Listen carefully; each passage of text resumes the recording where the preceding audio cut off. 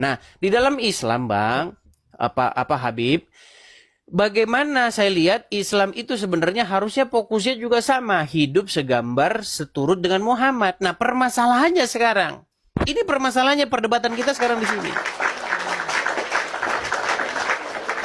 Saya kan pernah tuh mengutip hadis-hadis tuh tentang bagaimana Muhammad hidup, apa yang diajarkan oleh dia. Jika bertemu dengan orang Yahudi, orang Nasrani di jalan, pepetlah mereka, desaklah mereka ke jalan yang sempit. Nah ini coba bagaimana ini? Akhirnya kan orang-orang Islam banyak nih. Kalau gerakan anti Wahyudi, ya kan? Kalau ketemu Wahyudi katanya suruh pepet, suruh desak, betul nggak? Tapi ternyata produk-produk Wahyudi dipakai, contohnya apa? Facebook dipakai, Google dipakai, kan begitu. Akhirnya seperti itu. Aku tak ngomong boleh ya. Silakan. Jadi padahal saya pernah memperingatkan si siapa Umi Rifa gitu ya. Karena aku ini tidak mengajari loh ya, aku hanya ngerti satu ayat aja lah katakanlah kayak gitu. Bahwa kita ini sebagai muslim itu dilarang untuk menghina Tuhan orang lain. Nah, pasti Edis tahulah itu ayat Tahu, itu. tahu. Nah, Dan janganlah engkau menghina sesembahan mereka sebab nanti mereka akan menghina Allah dengan tanpa batas. ya itu ya. Nah, harusnya kan begitu gitu loh. Saya kan mengkritisi Umi kan loh, ya kamu jangan menghina-hina kan gitu. Nanti akan dibalas. Demikian juga kayak seperti Ustadz Abdul Somad gitu yang pernah ngomong tentang apa tuh salib itu adanya jin kan gitu ya, nggak kurang. Jadi saya tuh kecewa gitu ya, gitu. Justru banyak orang itu mengacu kepada kitab gitu, seperti tadi gitu kan, itu kan kitab apa namanya, bukan kitab sucinya ya. Kalau kitab sucinya kan bilang begitu tadi ya, bilang apa bahwa kita tidak boleh menghina lah Tuhan orang lain. Tapi di hadis itu kan apa yang dikatakan oleh Edis kan benar juga gitu. Jadi kan ada hal yang bertolak belakang gitu. Tapi kalau saya kan ya percaya kepada Quran aja lah kan gitu kalau berbeda gitu. Tapi intinya gini Edis, intinya itu untuk mempersingkat waktu ya.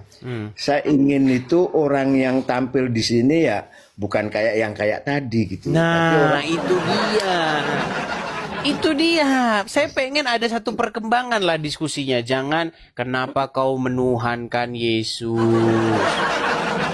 Nanti ditanya balik kenapa kau menuhankan Muhammad. Oh, saya nggak menuhankan. Kan itu nggak terus yang maksudnya, terjadi. Yang terjadi maksudnya kan nggak seperti itu. Nah, Selalu maksudnya, itu terus yang ya ya terjadi. ya benar, benar kau benar. Tapi maksudnya gini, jangan yang seperti itu, Mbok. Iya, yang menyinggung apa agama orang lain seperti Edis kan pernah ngomong Abdul Somad, terus Uwah dan, nah saya itu pengen Abdul Somad dan Adi Hidayat tuh debat sama Nah, itu saya yang tunggu-tunggu. kan. Tapi Jadi masalahnya begini, Habib. Masalahnya, apakah Abdul Somad dan Ustadz Adi Hidayat itu punya nyali diskusi atau berdebat dengan saya? Itu masalahnya. ya barangkali nggak dengar, makanya gini. Denger, nggak mungkin nggak Gini, denger. gini ya di MS, 9.000 lebih ini melihat, masa dia nggak denger? Gini Pasti maksudnya, denger itu. bukan gini loh, maksudnya apalagi ada saya gitu loh. Ya, jadi men-trigger gitu loh maksud aku. Paham nggak? Cobalah, bilanglah, pesenlah Abdul Somad sama Adi Hidayat. Coba nih hadapin nih orang Kristen satu ini gitu untuk berdebat atau diskusi. Coba Habib bilang begitu. Ya, artinya bagi siapapun yang mau berdebat agama, saya kira karena lawannya ini cukup berat gitu. Ya, Edi Stevie ini kan cukup berat. Saya aja nggak berani itu berdebat gitu. Saya kan nggak mau berdebat, saya nggak menguasai, nanti saya salah. Oleh karena itu, kenapa saya bilang Edi Stevie ini berbobot, karena walaupun saya belum bisa membuktikan karena dia sudah bilang 13 tahun itu mempelajari Al-Qur'an. Nah, oleh karena itu orang yang pantas itu untuk menghadapi dia ya orang yang belajar agama juga secara serius gitu. Karena apa? Karena kalau bukan beliau-beliau yang menghadapi gitu, nanti kalau yang muncul itu orang yang seperti tadi gitu ya, itu akan memalukan orang Islam sendiri gitu loh maksud aku gitu. Jadi Ya. jadi kalau belum literasinya belum banyak gitu, terus cara ngomongnya juga belum pinter, itu ya jangan kesini lah gitu. Contoh begini deh, sebentar ya Mas Edi, kayak saya gitu ya, walaupun saya pengetahuan agamanya kurang gitu, tapi kan dalam berbicara gitu kan mungkin saya agak berbobot gitu loh, jadi bisa mengendalikan diri, tidak emosi dan sebagainya. Paling tidak saya tidak memalukan agama saya gitu loh. Jadi gitu, mas saya gitu Edis. Oke. Baiklah, baiklah. Ya semoga Abdul Somad, Adi Hidayat itu mendengar. Don Ditan itu sudah tahu dan dia menantang saya untuk melakukan itu. Cuman dia maunya offline. Cuman begini, kalau offline ya atau diskusi langsung begitu, saya itu sudah melihat bagaimana karakter begitu. Pernah diadakan diskusi offline yang keluar tahu nggak kata-kata apa? Kamu boleh dibunuh. Darahmu halal, kamu menista. Apa-apaan ini diskusi, bro? Ya betul. Jadi gini loh Edis TV ya. Saya begini Habib, tahun 2014 saya itu sudah pernah melakukan diskusi darat 2014. Ya. Pada waktu itu yang mengadakan panitianya itu adalah Mualaf Center Indonesia yang diketuai oleh Hani Kristianto. Nah, kalau Pak Hani dengar tuh ya, dia tahu persis itu. Saya pernah melakukan diskusi itu. Pada waktu itu kurang lebih ada sekitar 300 orang ibu-ibu maupun bapak-bapak pengajian mendengarkan diskusi itu. Nah, setelah diskusi itu terjadi, ada sebuah blog muncul. Nama blog itu penulisnya itu Anas siapa begitu. Dia bikin komentar itu bahwa dalam diskusi tersebut seorang wakil yang mendebat saya itu dari Muslim itu kalah habis di itu. Bahkan sampai moderatornya itu malah yang jadi bantu-bantuin dia. Moderatornya loh. Jadi ada narasumber Islam, saya yang Kristen, debat diskusi kan pada waktu itu sebenarnya siapa pewaris iman Abraham itu judulnya pada waktu itu.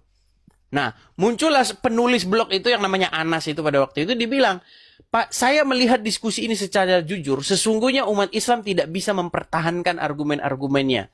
Bahkan narasumber Islam itu sendiri harus dibela oleh moderator. Bahkan moderator lah yang jadi debat dengan Edis. Kok Ya, itu komentator dari Islam itu bikin begitu. Ya, Makanya saya mudah-mudahan. udah punya pengalaman, nggak kurang begitu. Ya mudah-mudahan. Artinya gini, tolong aku sedikit diberi waktu ya untuk ngomong. Jadi gini, kalau Edis TV itu tidak dikonter oleh orang-orang yang yang potensial atau orang yang punya otoritas keilmuannya gitu, itu bisa jadi banyak orang murtad gitu loh. Jadi maksud saya gini, jangan dipotong dulu. Kalau misalkan ini kan pengaruhnya banyak, lihat saja itu apa pengikut apa yang pemeriksanya itu udah 99.000 gitu ya, dan kebanyakan orang Islam gitu kan. Nah, kalau misalkan ini ahli-ahli agama di pihak saya tidak konsen gitu kan, kan nanti bisa terpengaruh sama Edis gitu. Kan yang bisa menyatakan Edis salah atau benar gitu kan bukan saya, bukan orang-orang cemen yang nggak ngerti agama kan, harusnya orang yang mempelajari betul tentang Al-Quran dan hadis gitu. Jadi harapan saya itu beliau-beliau itu mau tampil untuk melawan Edis gitu loh. Karena kalau dibiarkan, kalau tidak dilawan, ya dampaknya ini dari pemirsa itu kan banyak orang Islam juga. Saya khawatir padamu. Gitu loh. Itu gitu. Enggak, ini jujur loh. Ini saya Ya, bukan. video Anda soal itu udah viral di mana-mana, Habib. Ya itu maksud saya gini nih. Saya bukan membela sampean, enggak gitu. Saya juga agak enggak suka sama sampean gitu. Terlalu pinter gitu, brengsek kan gitu. Jadi saya lebih suka sampean tuh nggak muncul kan gitu. Tapi kan itu nggak bisa karena ada sebab, ada akibat kan gitu. Sampean seperti itu kan ada sebabnya. Saya ngerti lah sebabnya apa. Tidak perlu saya uraikan. Nah, penyebab itulah yang seharusnya bertanggung jawab gitu loh. Kan sampean berbuat sesuatu karena ada penyebab kan, ya kan? Ya. Nah, justru penyebab itu harus bertanggung jawab dong gitu. Makanya kalau misalkan penyebab itu tampil bersama Edis TV dan itu tidak boleh offline. Untuk apa offline gitu? Jadi asik gitu loh gitu. Jadi kita juga kalau benar dan enggaknya jadi tidak sepihak. Kalau seperti ini, walaupun apa yang katakanlah Edis jujur gitu, katakanlah kan nggak ngerti ya, tapi kan masih sepihak dari Edis gitu loh. Nah saya berharap ini Edis mendapat lawan yang sepadan, bukan lawan kayak saya gitu, bukan maksudnya, apalagi yang kayak tadi gitu kan memalukan saya gitu loh. Itu aja Edis, turunin ya. Oke, Habib. Baik. Semoga didengar ya sama pihak-pihak terkait atau pihak-pihak yang sebenarnya menjadi alasan saya membuat satu channel ini. Abdul Somad mudah-mudahan mendengar, Ustadz Adi Hidayat mudah-mudahan mendengar, kemudian Donditan mendengar, sehingga mereka itu menjabani saya. Karena saya buat video ini itu untuk menjawab syubhat-syubhat mereka, untuk menjawab pernyataan mereka seputar agama Kristen. Salah satunya adalah Abdul Somad pernah mengatakan bahwa di dalam Ulangan 18 ayat 18 itu adalah tentang sang baginda Nabi Muhammad. Itu yang saya patahkan. Ayo diskusi soal itu seperti itu. Oke lah Habib. Semoga didengar oleh mereka, Habib ya. Makasih Habib. Selamat malam. Aku turun ya. Yuk. Oke, ya. Malam. Oh iya teman-teman ya. Jadi semoga Abdul Somad dan teman-temannya mendengarlah. Tapi saya yakin teman-teman, saya yakin dan percaya Abdul Somad pasti tidak mungkin cukup punya nyali untuk berdebat dengan saya. Saya pasti. Kenapa? Kenapa teman-teman? Karena dia khawatir bahwa sepanjang jalannya diskusi dia nanti akan mengiyakan saya. Oh iya, dia pasti akan mengiyakan saya. Karena pertanyaan saya kepada Abdul Somad nanti adalah begini. Benarkah bahwa Nabi itu menjadi Rob bagi umat Islam? Itu karena di dalam satu video saya dengan seorang ustadz besar ya, namanya Ustadz Tasik Ngaji, dia sudah mengakui bahwa Muhammad itu memang Robnya umat Islam. Ya, betul seperti itu.